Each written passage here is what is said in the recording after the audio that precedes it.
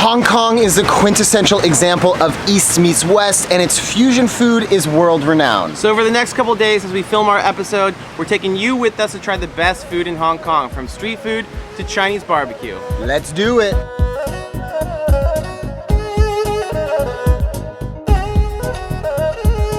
The story of Hong Kong is pretty wild. It was a sleepy fishing village until the 1800s, when a series of crazy events led it to become part of the British Empire.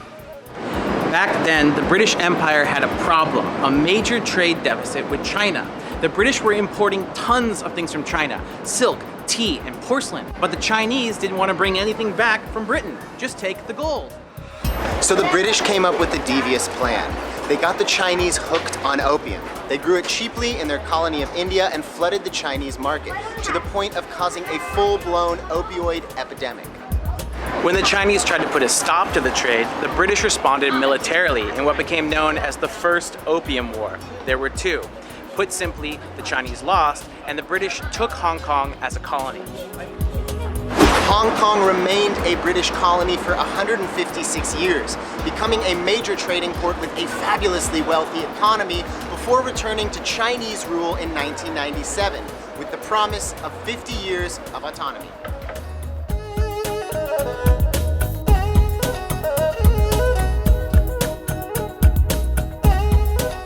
All right, ladies and gentlemen, right now we are in the neighborhood of Kowloon on the peninsula. So Hong Kong is actually the island of Hong Kong, but the region is actually the surrounding areas, including this peninsula. Now the island is super small, so everything there is a lot more expensive because there's not a lot of space. So we're going to a local market called Mong Kok Market, which is a wet market, and that's apparently the best place to get street food in the area. Let's go check it out. In order to get there, we're gonna have to hop on the subway, so let's go for a ride.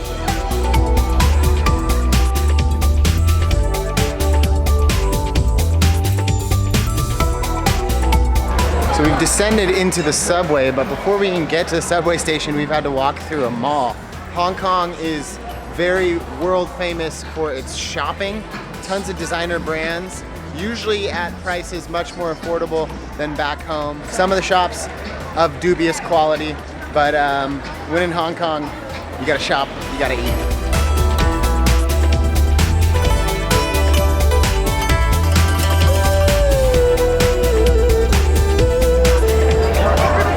Well, I literally stopped to film for maybe 15 seconds and I've totally lost Mark down here.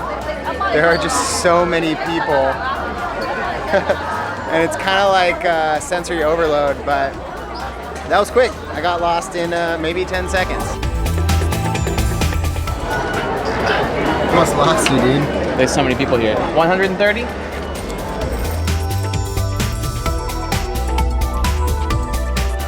All right, we got day passes. We'll be able to use the metro, which goes all over Kowloon and connects us to the city as well.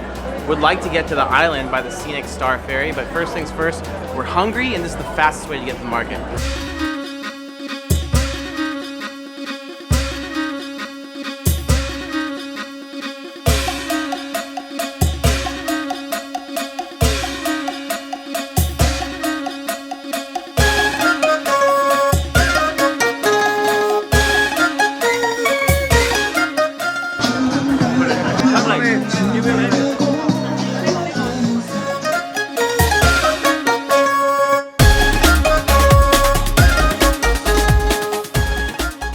Okay, so first up, we're gonna try to keep things a little bit healthy in the beginning.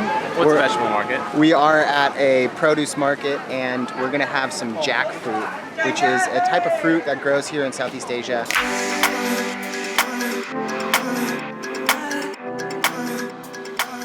So this is jackfruit. It's a typical fruit from this part of the world. You don't find it a ton in the US, but it's becoming more popular with vegan cooking because it's like a meat substitute.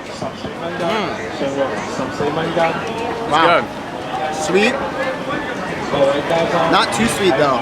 There's a little bit of a seed pod in there. Yeah, there it is right there. And when he's chopping it up, it's almost like a garlic, like shelling a garlic. I lost my seed pod. That's what the seed looks like.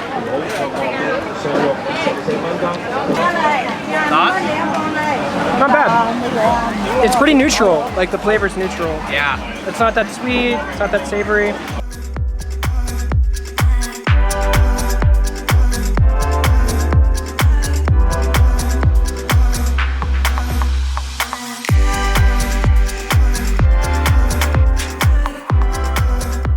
This place is incredible. When you come to Hong Kong, the food scene here is so diverse, it's so vibrant, but what a lot of people miss is where those raw materials come from. So a market like this is very representative of how local people here get their food, dish by dish, day by day. They come to the market, they get the ingredients fresh. A lot of the times, especially with the fish and stuff, they're delivered still alive, which means you can't get produce, you cannot get materials fresher than this. And that is one of the main reasons why the food here is so good.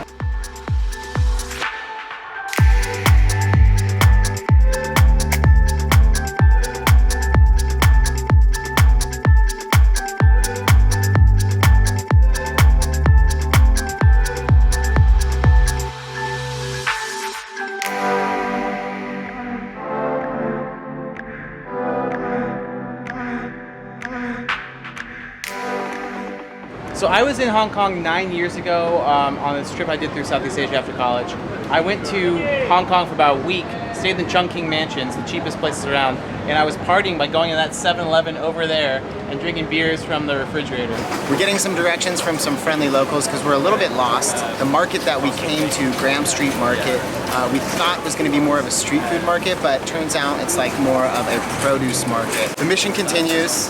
It's starting to get a little late. It's about 4:30 in the afternoon, but really street food does not really take off until the evening, until like 7 or 8 p.m. So we still have some exploring to do, and we're gonna find food.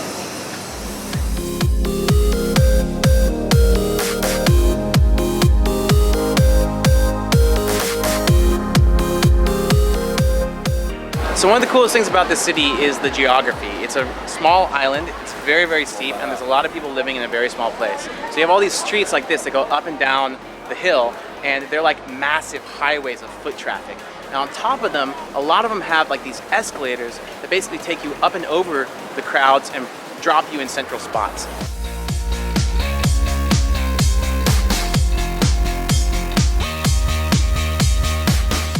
It's like a very good free budget activity because it's like almost going on a gondola across the city. You get to see everything just about 30-40 feet above the ground. It's very cool.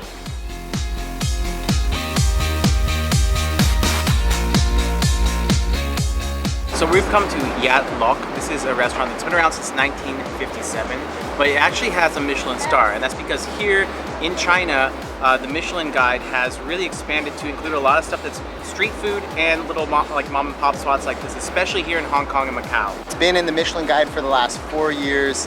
They're famous for their roast goose and noodle soup, and it's time to eat. Roasted goose with noodles. And barbecue pork is good or no? Yes.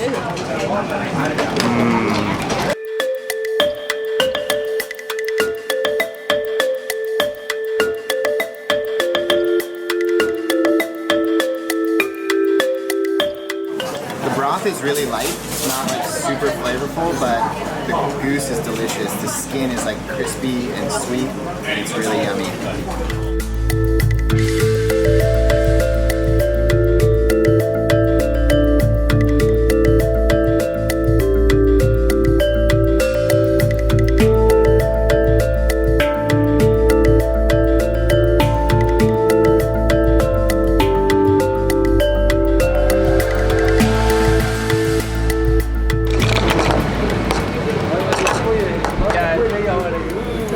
Big ass beer.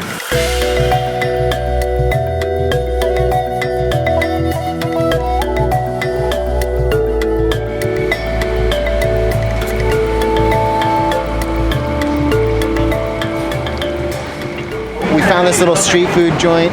They specialize in seafood, and we've ordered what we think are fish balls. They come with some bok choy. It says dace, but we don't know what dace is.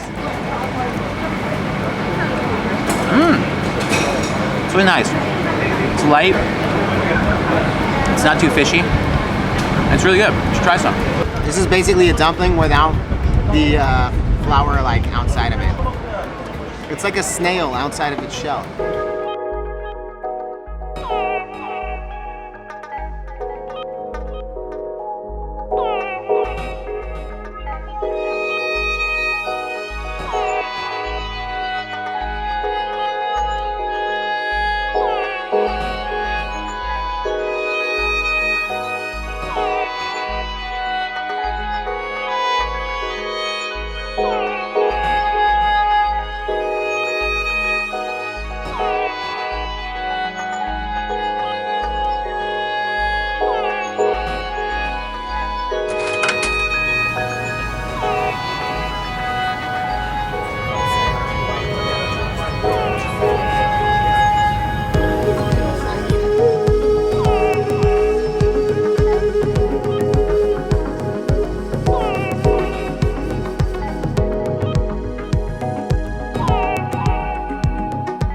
All right, so we are off the island. We're back on the peninsula. We're at Temple Street. There's a night market here. They sell all sorts of gizmos and gadgets as well as a bunch of street food. So now we're gonna try to find some of the most authentic street food from here in Hong Kong. It's very local, it's very busy, and it's very cheap. Let's go.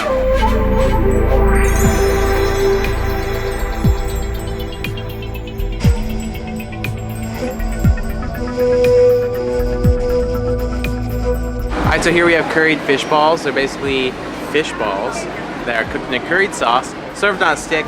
I got 6 of them here for just over $1 US. That's 9 Hong Kong dollars. So let's see what they taste like. The fish ball is super good. I've had fish balls in other parts of China.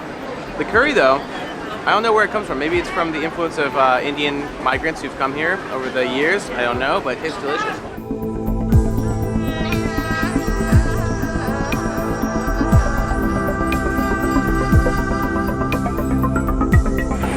Right now we're about to get what could be one of my favorite foods on planet Earth, quintessentially Cantonese dim sum. They have a bunch of different styles here.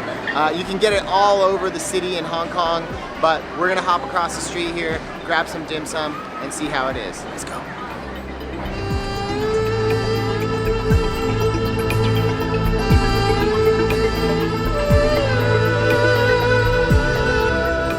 Honestly, this is like probably the crappiest dim sum in the city, and it's still really good.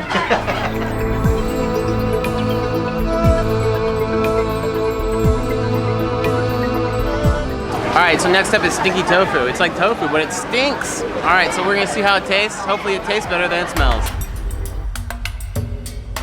This is a classic street food here in Hong Kong. It is stinky because the tofu has been soaking in a brine of milk, meat, and veggies for quite a while, usually a couple of weeks.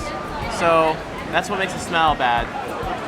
It doesn't smell that bad. Does it smell bad? It kind of smells like an old sock. That So, sounds yeah. super appetizing. Yeah. Whoa. Wow. Pungent taste. Stinky taste? It tastes stinky. I actually think it tastes worse than it smells. No offense to locals here who love it. If Marko gave it that review, I'm not gonna lie, I'm slightly worried because usually Mark's all chirpy, all positive, even with disgusting foods. Let's give stinky tofu a shot. It smells like sweet and sour sauce because I did a thorough dipping, but I'll try the side that's not covered in sauce first. It doesn't taste bad. It's just like Sour. It's sour. It's legitimately sour. It's kind of bitter, and it creeps up on you. Like the first bite, you're like, oh, it's fine. It's just like deep fried tofu. And then once you start to chew it, and it hits your taste buds, it's almost like your mouth starts watering. It kind of smells like if you went to the gym real hard and then you left like your gym clothes in the closet for 2 or 3 days. That's kind of what it smells like.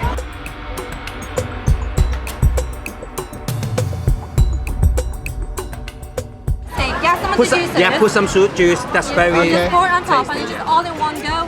Yeah, Because it's quite a chewy one, so it's not like oyster where you get to swallow it whole. You still need to chew it up. Okay. Yeah, but because it's so fresh, it's not such a chewy. Yeah, but Okay. it's not. This type of clam is actually quite a chewy texture. So yeah, so So it's I told you perfect. she's English is more better than me. Thank you. But how to eat it?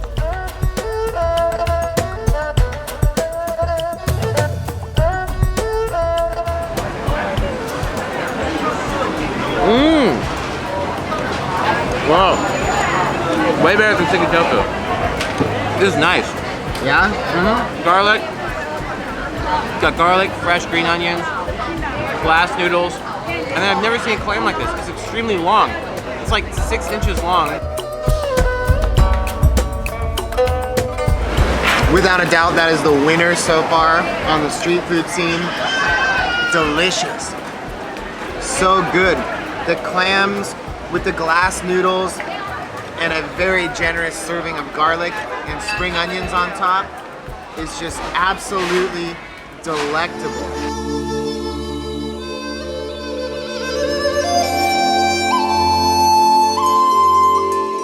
We've We've made some friends with our neighbors here at the restaurant. They're from Korea, super friendly, and they've offered us a little bit of their chicken knee. 감사합니다. Wow. Thank you. It's actually really good. It's garnished with some cashew nuts, some pepper, some spring onion, a little bit of lettuce. Is that garlic as well? Wow. Super good. Hi, thank you. Have a good one. All right, guys, thanks for watching. We did our best to eat some local Hong Kong food. We probably didn't get it all. So if you have some tips on what else we should try next time we come to Hong Kong, leave them below in the comment section. As you may know, we have been doing this in our spare time while hosting our new TV show. As Marko said, this is by no means an extensive one-stop shop for Hong Kong, but we do want to come back. We want to do a big Southeast Asia trip. So if you have any destinations that you really want us to cover, please share them down in the comment section. If you have any tips, any restaurants for other travelers, make sure to share those as well. Don't forget, we also made a full-length TV episode about Hong Kong. We ate at some great restaurants, everything from street food to Michelin-starred restaurants. So make sure you go check that out on Tastemade's channel on YouTube TV if you're in the United States, and hopefully that will be available internationally soon. If you enjoyed this video, you know what to do. Big thumbs up, share it with your friends, subscribe, turn on notifications, and in the meantime, remember, stay curious. Keep exploring, and we'll see you guys on the road. Peace.